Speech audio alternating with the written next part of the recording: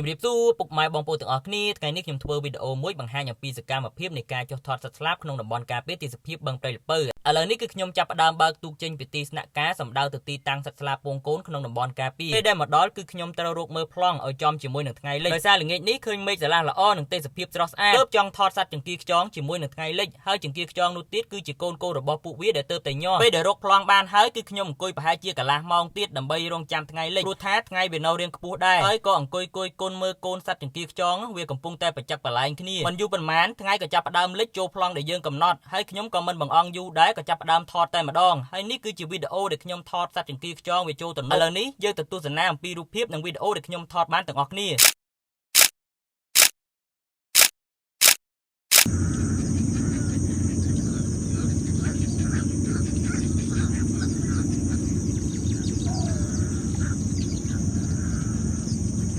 វីដេអូនេះដែរក៏បានដល់ទីបញ្ចប់សូមអរគុណពុកម៉ែបងប្អូនទាំងអស់គ្នាសម្រាប់ការតាមដានទស្សនា